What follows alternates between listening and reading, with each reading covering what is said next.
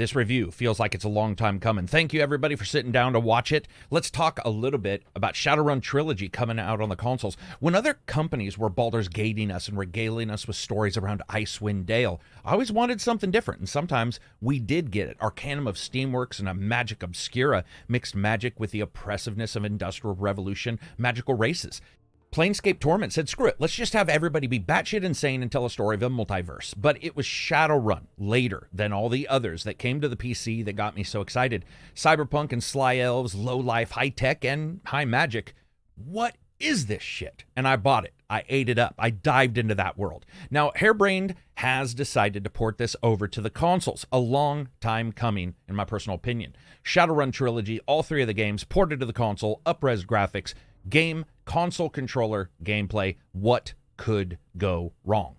Well, also, if you like choices, you got three of them. 1, subscribe for reviews and world-class weekly podcasts, as well as articles and research game discussion pieces. 2, subscribe because it helps the channel, and maybe I found you a little money or a cool game. 3, make the bad choice.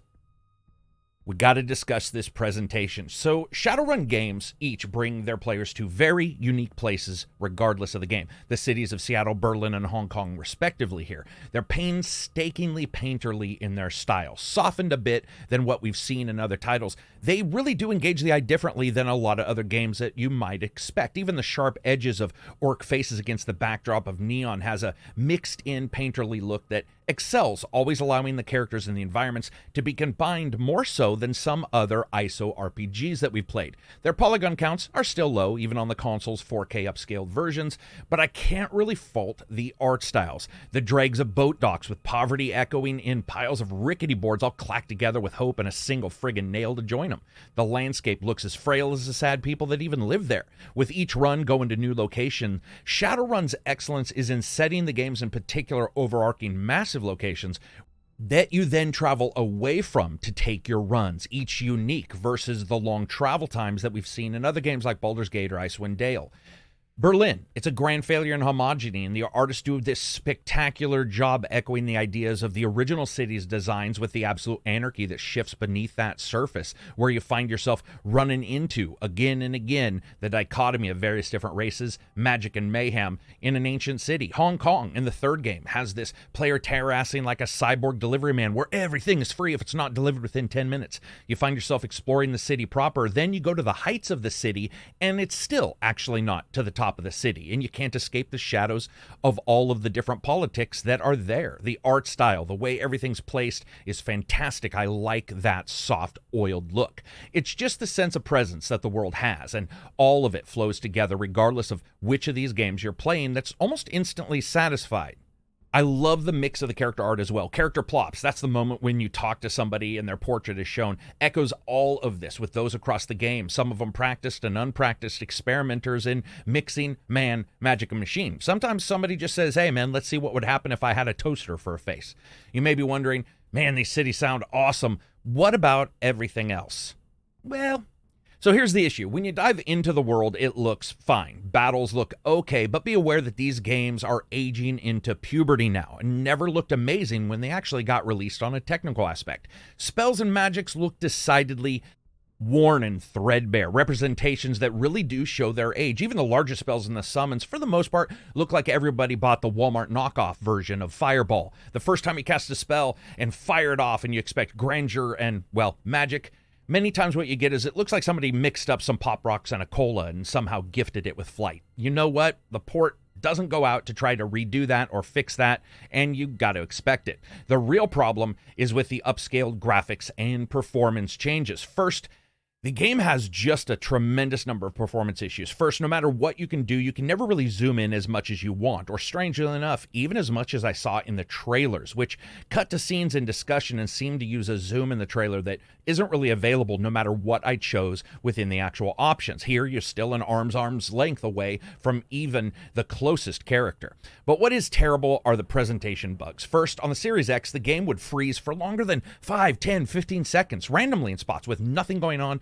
no enemies. This is just walking around. Sometimes when getting into battles, the game will have you playing turn after turn and then freeze for 15 seconds, as if someone somewhere is doing something only to, well, be done. This happens a lot in each game. Worse still is the excellent art style hurts controller movement. And this sounds weird, but bear with me. Presentation, the characters, especially the first and third game, getting caught on geometry is completely a regular experience. Trying to navigate some of the docks and some of the busier locations in the game is a mini game in and of itself. It's just a bumper car simulator. The Shadowrun games eschew that half-screen narrative, log-down kind of display that we see when you're picking choices. Situations occur beneath the center of the screen in a lot of RPGs, and choices are driven by statistics that you can see right there. Here it is a side-screen system, and it's noticeably a bit creaky. We see it in Disco Elysium and some other titles, but they do a very good job with font use, a little bit less so here. You may find yourself bouncing around, especially because the game's exact choices for coloring of those fonts for inner monologue and exposition are barely different than the action moments, which can see you reading one line, looking to see what they're referencing on the screen, and then looking back. But because it's not really directly in line with your view, you might find yourself in the middle of a sentence for a second, and it can be a little bit chaotic. And I do have to point this out. Nobody's going to say the third game is the most technically proficient of games. That's like arguing a cave painting versus a fucking OLED TV. But it does step it up with a couple cutscenes and better presentation than the original two did, which makes sense on how they were created. It is upscaled, but it's still pretty soft. And even with zoom, like I said, I would love to have gotten a lot closer to these characters.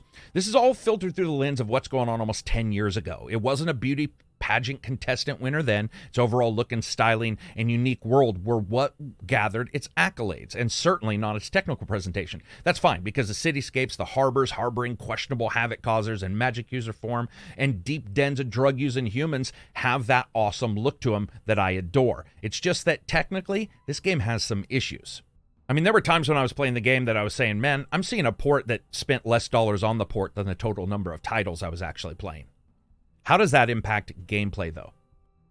Shadowrun games are always turn-based RPGs, telling the story of the Shadowrun universe, half cybernetic future with all the trappings that you would expect there, and half magic gone wild. You have fantasy races. You can expect more of the slightly altered histories and attitudes that maybe give the game a little bit of freshness, but it doesn't exactly turn the world on its side with the fiction it presents for those races. An RPG that has you exploring large cities, talking it up, learning world lore, and facing increasingly dangerous stories, both based around their main narrative, which changes for each game, as well as the consistent side jobs and runs that you will find yourself doing. Shadowrun has always been incredible in its handling of a unique world and flexibility and how it put it all together, and we see that here. You start out each game on a run, a job gone bad with a small group of people, or maybe just one or two, and the major story then beats are handed out from there, and it starts from bad, goes to crap, goes to worse, and that's how the game starts. You pick your archetype, like a decker, a drone, machine operator, magic user, street samurai, and some others. Each one then opens up and lets you put attribute points in a ton of locations. I gotta point out here, I love this version of Shadowrun, and I did since day one. Attributes in the same sections as skills are visibly very easily readable. You can look and realize what raising your charisma skill is going to do to an instant bonus somewhere else, as well as how it feeds into magics and allows for you to raise up those skills. And each of the attributes does this, escalating in prices, matching whatever you want to get. So level 5 for 5, level 6 for 6. Jumping in, you notice right away just how well that readout works. It may take a while to sort of know what attribute impacts what skills, but having it all there on one page is a massive boon. It reminds me a little bit of what we saw in Mass Effect 1, especially in their character generator. I just like the way it reads out. It's very easy to understand. You can also spend karma points, like experience points, whenever you want to by leaping into the side menu anytime in the game. Now, the best part about Shadowrun, and something the games years later have problems with, is the flexibility in handling jobs, and Shadowrun nails it. It's not Deus Ex level 1 level, but it is goddamned close. Not only do you have missions with various ways to handle them, but many steps in them that also have various ways to handle them. And that doesn't even include the different people you may bring with you. Some having 7, 8 different ways to progress if you want to talk to somebody, help somebody in the level, use magic as a diversion, or a drone. For example, one mission is where you need to get into a showroom floor in one of the titles. And the way to do this are fast. You can use drones, you can threaten people, charisma, money, as well as doing a job for somebody nearby who will then also help you in. Seeing 2 or 3 ways to do something that you don't have a high enough skill to do when you are looking at the narrative sections also helps you feel that open-endedness at every turn, and it's quite often. And that's not even getting into the battle system. When things go raw, you set down into a turn-based game that we all expect. Each character has action points that lets them move, fire, heal, use specials, many of which have their own cooldowns, like large group areas of defense skills, raising everybody's ability. You have areas of attack skills, like launching electricity into the guts of 3 hardwired assassins with just one single line of code to kill you. From the first game to the last game, that's one of the strongest parts of Shadowrun. Flanking works, the enemies use an assortment of weapons against you, so spread you guys around, because that grenade-carrying dinner server will launch a grenade into your group, and you can see yourself whittled down to death with the quickness. However, and this is something that you'll notice in the original game as well as this one, sometimes the AI character is just like, man, this pillar looks awesome. Let's do Ring Around the Rosie for 3 minutes. It can happen. It does happen. It's just something that for whatever reason is in the game's AI, and you will notice it popping up from time to time. But what else pops up, and even more often, is just how many cool missions there are. You got your main missions, but you also have the runs, which sounds terrible. You have runs that you can go on. This allows for you to not only choose sometimes the characters that need to go with you on these, like side stories, but you also get to hire mercenaries. Want a magic creature summoning warcaster to go with you? Fine, hire them. Just make sure the enemies don't also take control of that same spirit. But this is Shadowrun's meaning. There's just this whole layer to everything, and that also includes a completely separate layer for it, for the grid, the matrix, the system. Whatever game you have, whatever game you played, they all call it something different. You leap into this crystallized looking technical world using a completely different skill set and attacks when you're inside the computer with your deck or character, raising defensive IO digital demons to guard you as you try to hack your way into valuable data. It's a tremendous feel and a split world, and it handles it quite well. Even the quests can feel different. For example, in Hong Kong, they have you play against type a lot of times for the character's side missions and their skills and abilities, alternating into moments that instead of really elevating the strengths that character may have and playing to them, you actually are helping that character because the mission is showing their glaring weaknesses. And I got to tell you, that is a huge point that this game hits that most RPGs do not understand. While you have Shadowrun, you do your runs, you do your main missions, you have these unique elements we don't see in a lot of titles. For example, you may find weapon dealers everywhere, death-dealing merchants willing out to give you some new suit of armor at any time, or a better drone, or some digital bit of programming that can corrupt the bad programs that hunt you down. But you can also become a data broker. You can sell information you find in the quests and while exploring to others on the web, or sometimes just trade it to dealers for special items. Shadowrun's handling of the IP is where you notice just how awesome it is. The presentation of the fiction, the thick prose of their storytelling, explaining how tech and magic added on to racism and war, a bit like somebody got water and oil and then somebody else said, fuck it, let's light it all on fire and see what happens. It's that many things kind of mentality that works so well here. Selling that data or trading it feels like a perfect step that some other games just don't really think of, as they handle everything you need to get. Pretty much it's all just money. Here could be that, but you can also trade some of those side items, and it just feels really cool. Each of the main games tells a different story in its location, with the shortest main story being around probably 10 to 12 hours and the longest well over 20 just for that main story. But you take on the side quests, and depending on the difficulty you choose, it can go from wiping up enemies and getting through it without a ton of difficulty to watching each one of your carefully thought out moves being countered by nut-crunching difficulty if you choose the higher end. So be aware of that. Despite its age, Shadowrun is the place for well-thought-out deep thoughts, well-burned-in RPG elements, more questions, and phenomenal choice results than you've seen in a lot of other RPG games. And you may be like, man, this sounds like it's going to be awesome. Ignore everything I just said, though, because the chance of you experiencing any of this in a slick way is damn near zero right now. This game's issues make it look like an Iron Galaxy port would be called the slickest piece of software you've ever seen. The bugs are incredible. For example, during main quests for the storyline, nothing's better than being in one of those main quests and the last part of multi-enemy battle freezes and you lose all that time. And it happens an extraordinarily high number of times.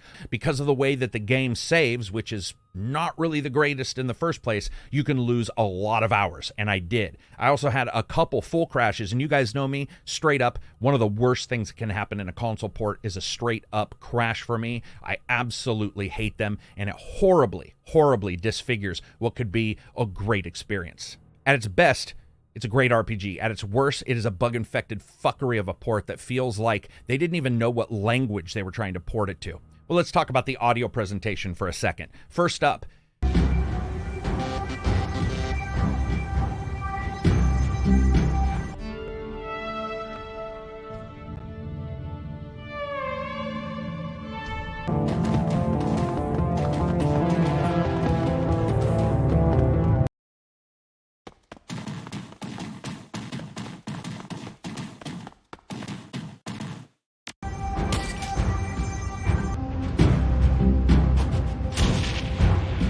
The audio isn't the greatest. Now, this is also a reflection of the ancient days in which this was created, but it is mixed a bit oddly. You will have to go into those settings and adjust it so you can hear anything, because many times the music will start and stop at different times. And when it comes to samples for magic and guns, it's pretty much what you would expect for an older title. This is unfortunate because, once again, we're getting a full console port of this. I would have hoped that they would have cleaned those up a bit, and they didn't.